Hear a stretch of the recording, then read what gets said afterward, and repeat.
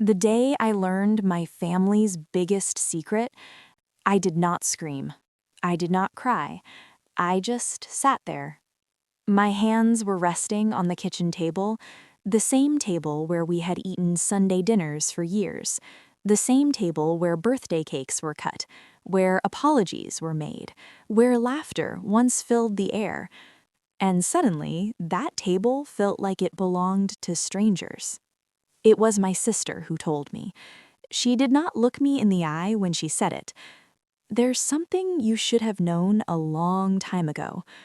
Her voice was soft, careful, almost afraid. I remember thinking, why does everyone look so tired today? My mother was quiet, too quiet. My brother kept rubbing his hands together like he was cold, but it wasn't cold. It was summer. And then the words came. The secret. The one that had lived in my family for more than 30 years. The one that somehow included me, but never included me. In that moment, I realized something painful. Sometimes the truth does not break your heart loudly. Sometimes it settles in quietly and changes everything. I grew up believing we were a normal family, not perfect, but close. We lived in a small house at the end of Maple Street. The paint was a little faded, the front porch creaked when you stepped on it, but to me it was safe. It smelled like my mother's cooking and my father's old books. My father passed away when I was 12. After that, it was mostly my mother holding everything together. She was not a woman of many words, but she worked hard. She cooked every meal, she kept the house clean, she made sure we went to school on time. I am the youngest of 3. My sister, Anna, is 6 years older than me. Calm, responsible, the kind of person who always knew the right thing to say. My brother, Daniel, is 4 years older. Quiet, protective. He walked me to school when I was little and told the neighborhood boys not to bother me. I always felt loved. At least, I thought I did. We were not rich, but we never went hungry. We did not travel much. Most evenings were simple.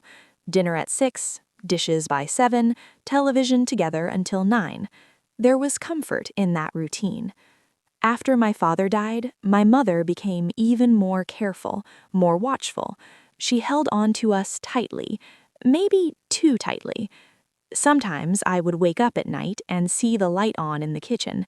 She would be sitting there, alone, just sitting. I once asked her, "Mom, why don't you sleep?" She smiled, a small smile. "Mothers don't always sleep," she said. I believed her. As I grew older, I noticed small things, small moments that felt different. Family photos on the wall showed my sister and brother as babies, but there were not many of me. I thought maybe the camera broke by the time I was born. That is what my mother told me. We did not take many pictures back then, she said, but I saw albums full of pictures from before. I never questioned it deeply. Children do not question love. They accept what they are given. When I was 16, I found an old box in the attic. It was dusty and sealed with tape. Inside were papers, letters, a hospital bracelet. The bracelet had a name on it. It was not mine. I remember staring at it for a long time. My hands were shaking. When my mother saw me holding it, her face changed. Not angry, not scared, just sad. "That was nothing," she said quickly. "Just old things." She took the box from me and carried it downstairs. That night, I heard her crying. It was the first time I had ever heard my mother cry. But the next morning, everything was normal again. Breakfast was on the table. My brother was joking about something on television. My sister was rushing to work. And I told myself I must have imagined the weight in the air. Years passed. I moved away for college. I built my own life. I married. I had a daughter. Life became busy, full of bills and school meetings and grocery lists. But every now and then, something would tug at my heart, like a loose thread I never pulled. My mother treated my daughter differently. She loved her deeply, almost desperately. Sometimes I would walk into a room and find her just watching my child sleep. There would be tears in her eyes. "Mom, are you okay?" I would ask. "She just reminds me of someone," she would whisper. "Who?" But she never answered that question. Instead, she would kiss my daughter's forehead and walk away. I thought maybe she was remembering my father or missing her youth. I did not know the truth was standing quietly behind me all those years, waiting. After my daughter was born, I began visiting my mother more often. She seemed happier when we were there, lighter somehow. She would cook too much food even though it was just the three of us visiting. She always made my favorite soup, the one she used to make when I was sick as a child. But there was something else. She watched me differently.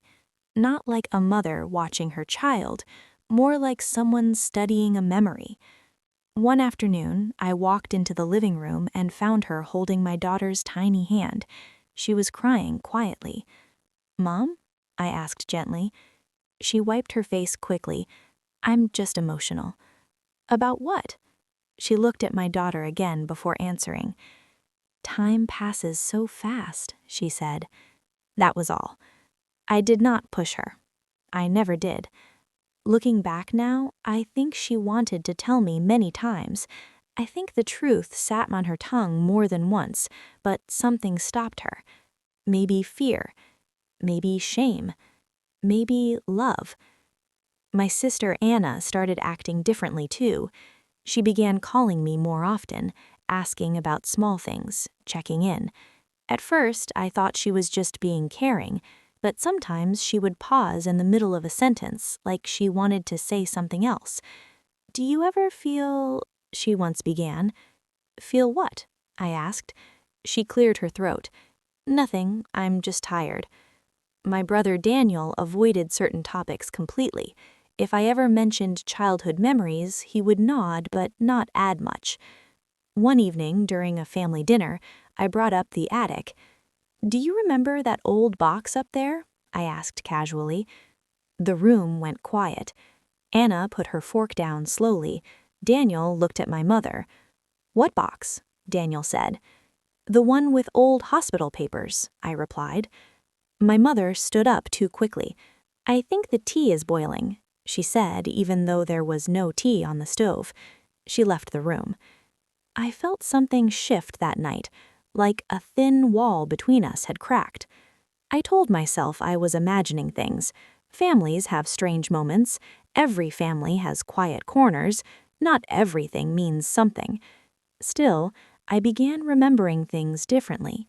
I remembered how neighbors sometimes looked at me in a certain way, how one old woman once said, "You've grown so much," in a tone that sounded surprised. I remembered a teacher asking my mother once, "Is there anything we should know?" And my mother answering quickly, "No, she's just like the others." Just like the others. At the time, I thought she meant I was normal, that I was not difficult. Now, those words felt heavier. When my daughter turned 5, she asked me a simple question. "Mommy, who do I look like?" I laughed softly. "You look like you." "No," she insisted. "Do I look like you or Grandma?" I paused. I had always been told I looked like my father, but there were no clear pictures to compare, only a few old photographs. "You look like family," I finally said. She seemed satisfied with that answer, but I was not. That night, after putting her to bed, I stood in front of the mirror. I studied my face, my eyes, my nose, my chin. I tried to see my mother in me. I tried to see my father, and for the first time in my life, I wondered, who do I really look like? The question stayed with me. Weeks passed. Then one afternoon, Anna called and asked if I could come over, just me, without my daughter. Her voice sounded serious. "Is everything okay?" I asked. "Yes," she said quickly. "I just think we should talk."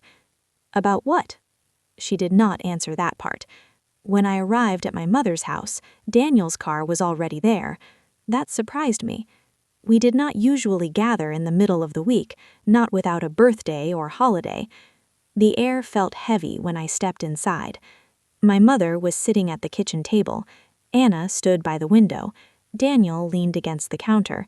No one smiled. I felt my stomach tighten. "Did something happen?" I asked. Anna looked at my mother. My mother looked down at her hands. Daniel sighed quietly. And that is when Anna said it. "There's something you should have known a long time ago." My heart began to beat faster. I looked at each of them. "Known what?" I whispered. The room felt smaller somehow. Anna swallowed. "It's about you." I remember the sound of the clock ticking on the wall. I remember the way my mother's fingers trembled. And I remember thinking, please let this be something small. Please let this not change everything. But deep inside, I already knew. Some secrets do not stay buried forever, and some truths wait until you're strong enough to hear them. I just didn't know if I was ready. Anna's hands were shaking. I had never seen my sister nervous before. She was always the steady one, the one who handled problems without fear. But that day, she looked smaller somehow. "It's about you," she repeated. My mouth felt dry. "What about me?" I asked. No one answered right away. My mother finally lifted her head. Her eyes were red, not from anger, from something much deeper. "Maybe we should have told you sooner," she said softly. "Told me what?" My thoughts began racing. Was I sick? Was something wrong with my birth? Was there money missing? Was I adopted? The last thought came quickly and scared me. I pushed it away. "That box in the attic," Anna said quietly. "You were not supposed to find it." I felt something cold move through my chest. "What was in that box?" I asked again, even though I already remembered. "The hospital bracelet," Daniel said. The air left my lungs. "That wasn't my name," I whispered. My mother closed her eyes. "No," she said. Silence filled the room again. I looked at each of them, waiting for someone to laugh and say this was a misunderstanding. No one did. Anna stepped closer to the table. "You were born in that hospital," she said carefully. "But you were not the only baby born that day." I stared at her. "I don't understand." My mother's voice broke when she spoke next. "There was a mistake." Those words felt unreal. "A mistake?" I repeated. "Yes," she said, "at the hospital." My heart began pounding so loudly I could hear it in my ears. "What kind of mistake?" No one answered immediately. Daniel looked at Anna. Anna nodded slightly. And then my sister said it. "They switched the babies." The world did not crash. There was no loud sound, just a quiet emptiness. "What do you mean, switched?" I asked. My voice sounded far away, like it belonged to someone else. "There was confusion," Anna continued. "Two girls born within minutes of each other. Same blankets, same room. The hospital mixed up the bracelets." I stared at my mother. "You're saying—" I swallowed hard. "You're saying I'm not your baby?" My mother reached for my hand. "You are my baby," she said quickly. "I raised you. I held you. I loved you every single day." "But biologically?" I asked. Her silence answered me. My hands started to shake. "So, somewhere out there is your real daughter?" My mother nodded slowly. "And somewhere out there," Daniel added quietly, "is your biological family." The words felt heavy, too heavy. I stood up from the table because sitting felt impossible. "This can't be true," I said. "How would you even know?" Anna took a deep breath. "Years ago," she said quietly, "the hospital contacted families from that year. There were complaints, investigations. They asked for blood tests. My stomach dropped. "You knew?" I asked. My brother looked away. My sister's eyes filled with tears. "Yes." "How long?" My voice trembled. My mother could barely speak. "Since you were 2." 2? They had known since I was 2 years old? "And you didn't tell me?" I asked. My words were not loud. They were quiet, hurt. "We were afraid," my mother whispered. "Afraid of what?" "Of losing you." That sentence broke something inside me. I wanted to be angry. I wanted to shout. But all I felt was confusion. "You thought telling me the truth would make me leave?" I asked. My mother shook her head. "No, I was afraid that if I searched for her, I would not be able to love you the same." Her honesty was painful. Anna spoke again. "They did find the other family, the girl who was born to Mom." My knees felt weak. "You met her?" I asked. My mother nodded. "Yes." The room seemed to tilt. "When?" I whispered. "When you were 5. 5? All those childhood birthdays, all those school plays, and somewhere in that time my mother had met another little girl, her biological daughter. Did you want her back?" I asked. My mother burst into tears. "I wanted both of you," she said. "But the other family refused to give you up, and I could not give you up either.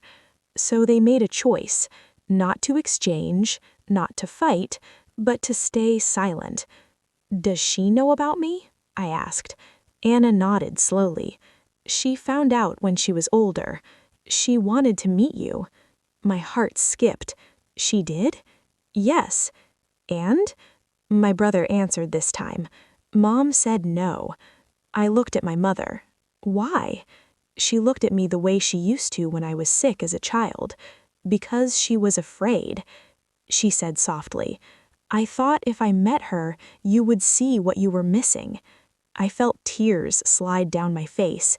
I wasn't missing anything. I had you. But even as I said it, doubt crept in.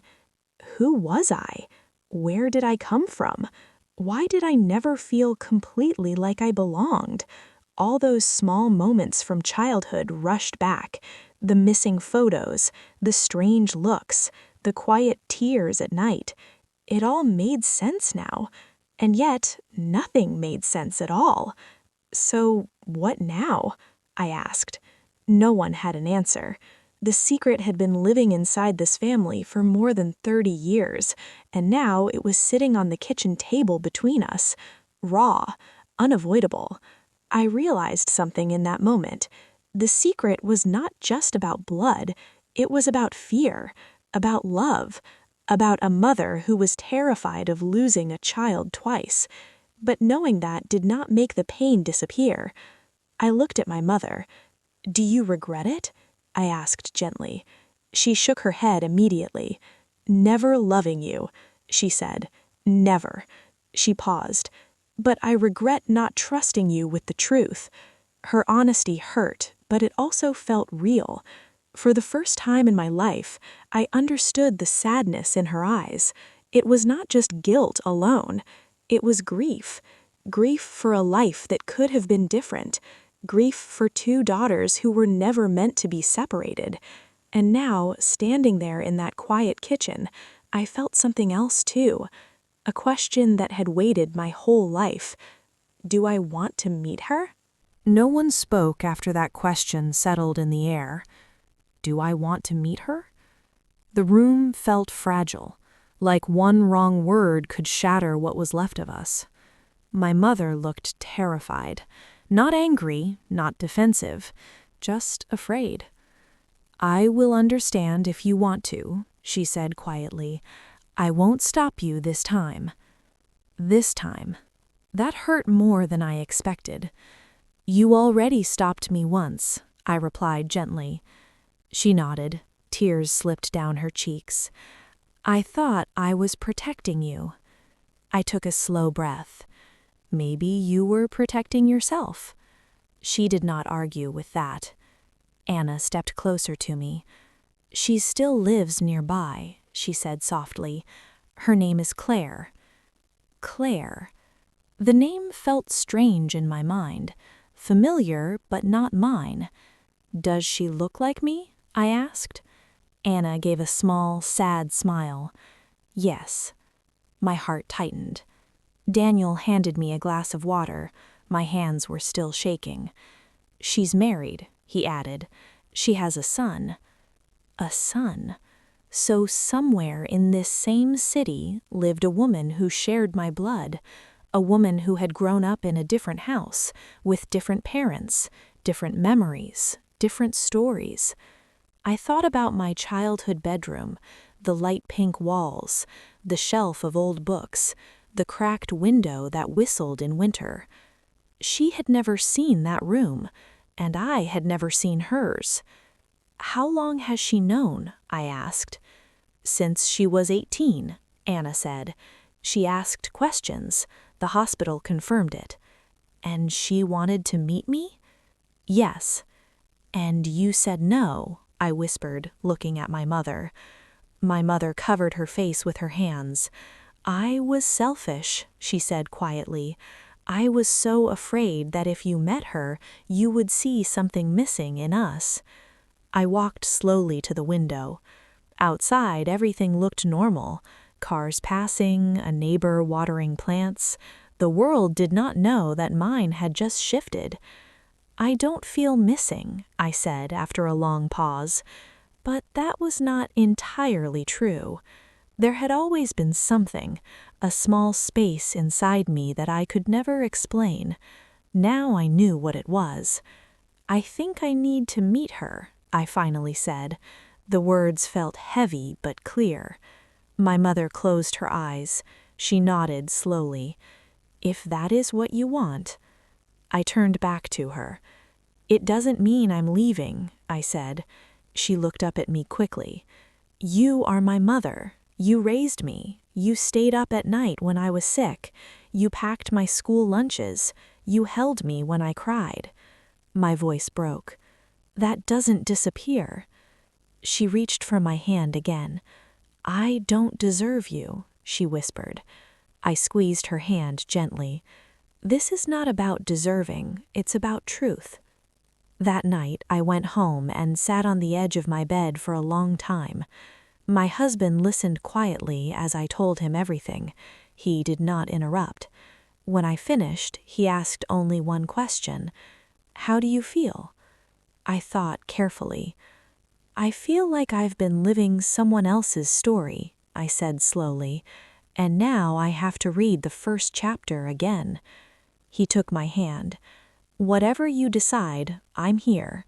That gave me strength. The next day, Anna sent me Claire's phone number. I stared at it for hours, just numbers on a screen. But behind those numbers was a life connected to mine in a way I had never imagined. Finally, I typed a message. Hello, this is... I'm not sure how to begin. I think we need to talk. I erased it. I tried again.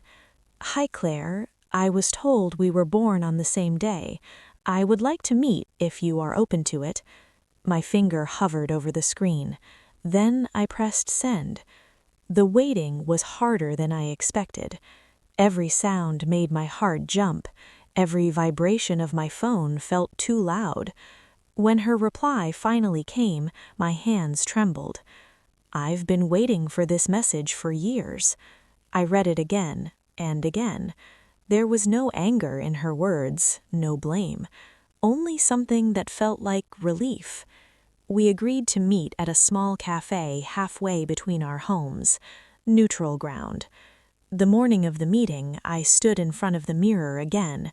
I searched my face one more time. Was I about to see myself in someone else, or would she feel like a stranger? When I arrived at the cafe, she was already there.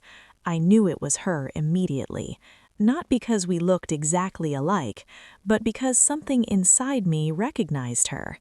She stood up slowly when she saw me. We both froze for a second. Her eyes filled with tears before mine did. Hi, she said softly.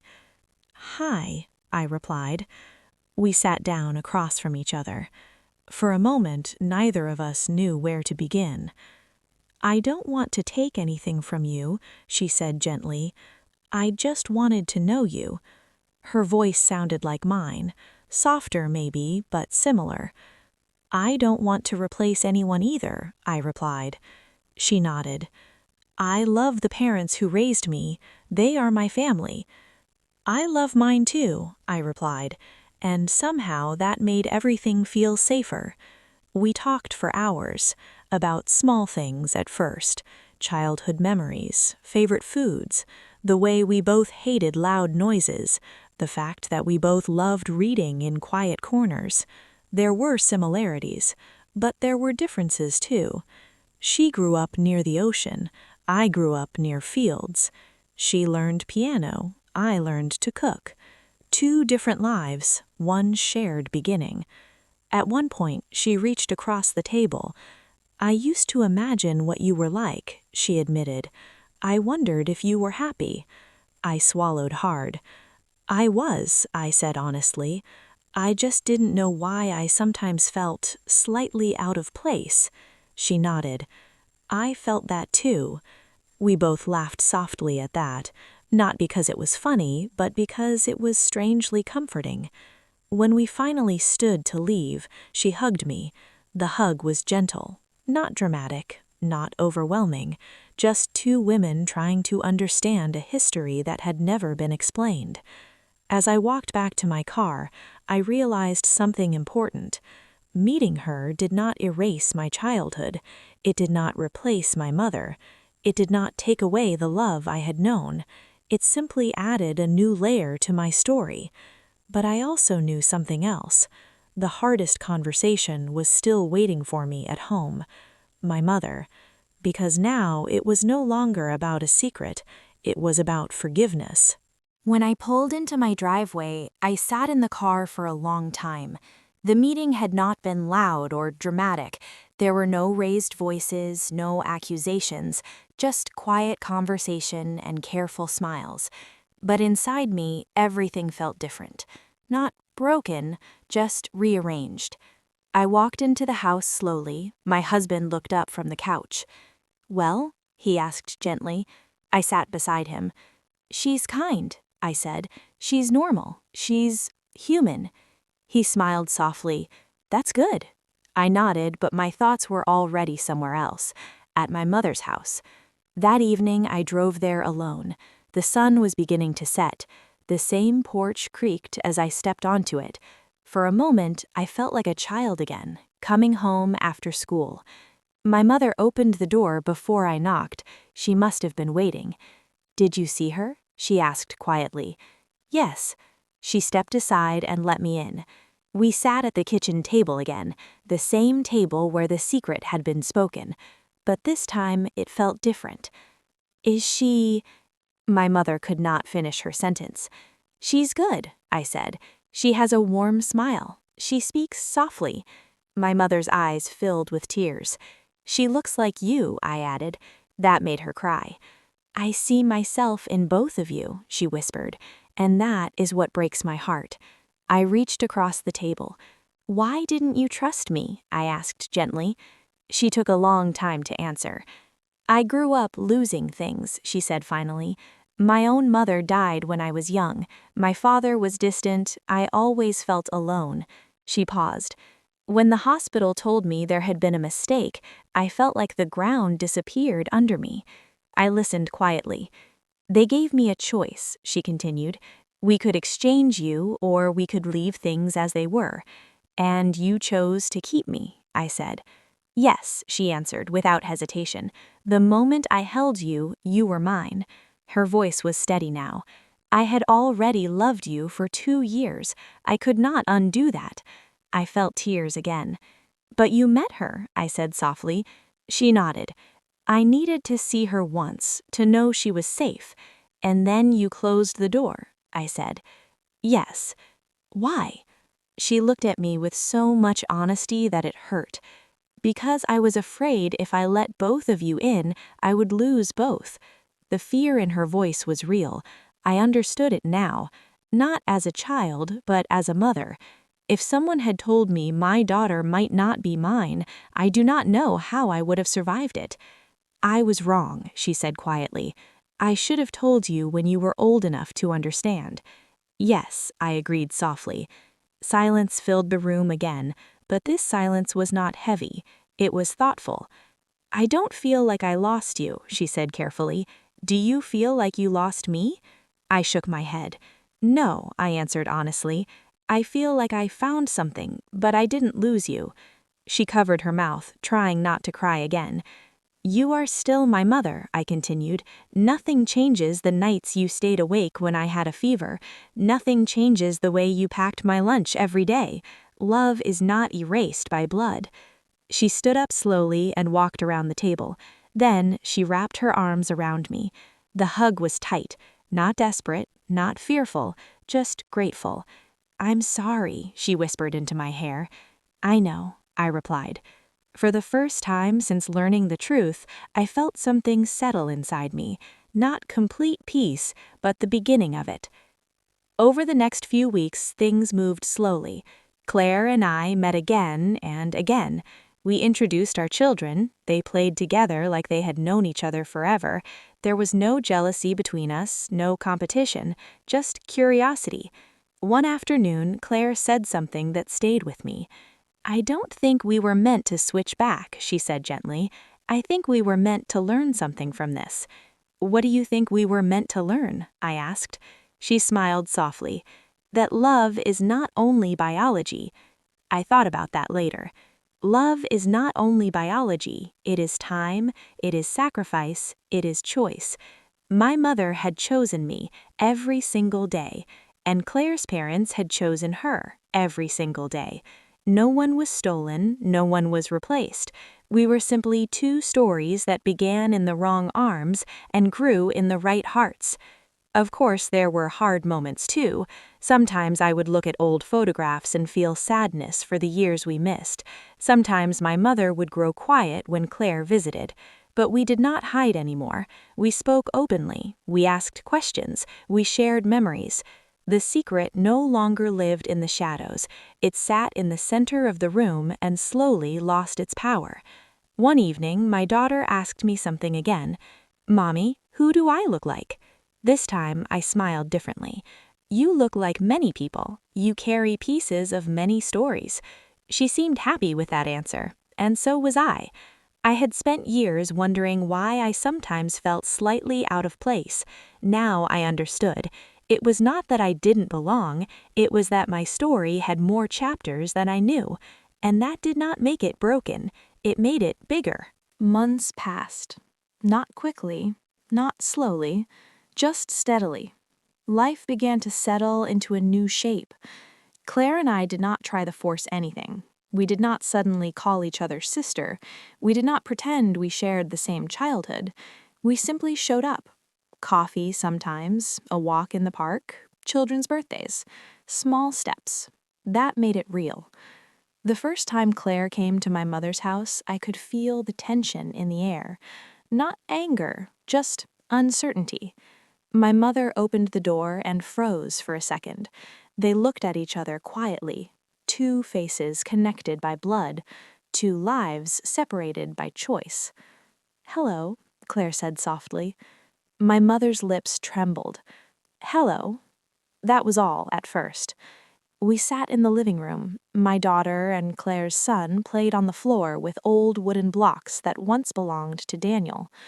For a while, the adults spoke about simple things, work, traffic, the weather. Then, slowly, something shifted. Claire looked at my mother and said, I don't blame you. The room grew very still. My mother blinked. I know you were afraid, Claire continued gently. My parents told me everything. They said you cried when you left the hospital that day. My mother covered her mouth. I never stopped thinking about you, she whispered. Claire nodded. I know. There were tears, but no drama, no accusations, just truth. That afternoon did not fix everything, but it opened a door that had been closed for decades. After that, visits became easier. My mother began to relax. She asked Claire about her childhood, about her first steps, her first day of school, and Claire listened when my mother spoke about me, not with jealousy, with interest. One evening, after everyone had left, my mother and I sat together in silence. "Are you angry with me?" she asked suddenly. I thought about it honestly. "I was," I admitted, "for a while." She nodded slowly. "But I understand you now," I added. "I'm a mother too." That made her eyes soften. "You would have done the same?" she asked carefully. I hesitated. "I don't know," I said truthfully, "but I know I would have been afraid." She took my hand. "Fear can make us quiet, and silence can grow too big." She was right. The secret had grown for 30 years because no one opened the window. Now the air felt lighter. Not perfect, but honest. Claire and I discovered small similarities over time. We both hummed when we cooked. We both folded towels the same strange way. We both cried easily at old movies. But we also accepted our differences. She loved the ocean. I loved open fields. She spoke quickly. I spoke slowly. We did not try to become the same person. We allowed ourselves to be who we had become. One afternoon, Claire asked me something unexpected. "Do you ever wish we had switched back?" she said quietly. I thought carefully before answering. "No," I said at last. She looked surprised. "Why not?" "Because I love the life I had," I replied, "and I don't regret the people who shaped me." She smiled softly. "I feel the same." That was the moment I truly felt peace, not because everything was perfect, but because no one was trying to rewrite the past. We were simply accepting it. Years later, when my daughter was old enough to understand, I told her the story, not as a tragedy, not as a mistake, but as part of who we are. She listened quietly. "So I have two grandmas?" she asked. I smiled. "In a way," I said. She seemed pleased with that. Children have a simple way of accepting what adults struggle with. As time passed, the pain faded into something softer. Not gone, just gentler. Sometimes I still look at old photographs and wonder what my life would have been like in a different house. But I do not feel regret. I feel gratitude. Gratitude that love was strong enough to survive confusion. Gratitude that fear did not win forever. Gratitude that truth, even when delayed, still found its way to me. The day I learned my family's biggest secret did not destroy us. It reshaped us. It forced us to speak, to forgive, to understand, and most of all, to choose each other again. Because that is what family truly is. Not just blood, not just history, but choice. Every day. If I have learned anything from this, it is this. Secrets grow heavy in silence, but truth, even when painful, can set a heart free. I am not the baby my mother gave birth to, but I am the daughter she raised, and in the end, that is what stayed, and that is enough.